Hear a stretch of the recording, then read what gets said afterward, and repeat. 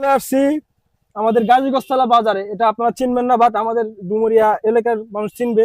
তো দেখেন কি পরিমাণ শসা হয়েছে ভাই। এই শসা কি একটা গেলে শসা ভাই? হ্যাঁ, এটা একটা গেলে শসা, একটা গেলে শসা। এই যে কি পরিমাণ শসা আপনারা একবার দেখেন। তো এখন শসার কেজি কত? এখন শসার কেজি আছে আমরা তোমার 25 টাকা। এখন 25 টাকা কেজি। এখন তোর দাম কমে গেছে, এখন দাম কমে গেছে 25 টাকা কেজি। 25 আগে টাকা আমরা কেজি। বেশি বেচেছি, 50 টাকা বেচেছি, 40 টাকা বেচেছি, হুম। 30 টাকা বেচেছি, নিচে নিচে 20 টাকাও বেচেছি। এই গেলে মানে এইখানে মানে কয় মন শসা হতে পারে আনুমানিক? আনুমানিক এখানে মনে করো এমন আবাদ বেশি না, এমন মনে করো 10 মন। 10 মন। তো 10 মন শসা হইলে এটার আনুমানিক দাম আসতে পারে কত? 1000 টা মন, 1000 টা মন। 10,000 টাকা। 10 কেজি হইলে 10,000 টাকা। আর ওই টমেটো আছে, টমেটো এদিকে আসেন, এদিকে আসেন ভাই, এদিকে আসেন। এই টমেটো এখন 70 টাকা কেজি। এই যে টমেটো দেখেন কত সুন্দর টমেটো। হ্যাঁ, এই টমেটো এখন হ্যাঁ। 70 টাকা কেজি। টমেটো এখন কত? 70 টাকা কেজি। 70 টাকা কেজি।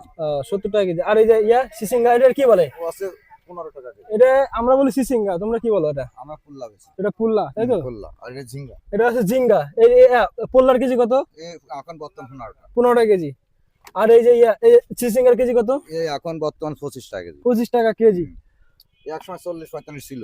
এবার আপনারাই বিবেচনা করবেন, আপনারাই বলবেন আপনারা কি এখন 10 লাখ 12 লাখ টাকা দিয়ে চাকরি করবেন, চাকরি খুঁজবেন, নাকি কৃষি কাজ করবেন? যদি আপনার ভাই 1 বিঘা 2 বিঘা জমি থাকে, কৃষি কাজে লাগিয়ে যান। 10 লাখ 5 লাখ টাকা দিয়ে চাকরিতে না গিয়ে। চাকরির টাকা আছে একসাথে পাওয়া যায়, আর এ টাকা আছে দিনকে দিন আসে, ভালো মন্দ খাওয়া যায়। চাকরি আলাদা আমরা যা খাতে পারি, চাকরি আলাদা খাতে পারে না।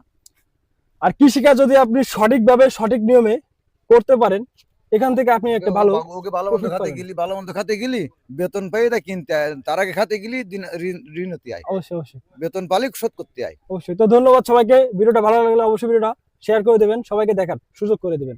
আসসালামু আলাইকুম।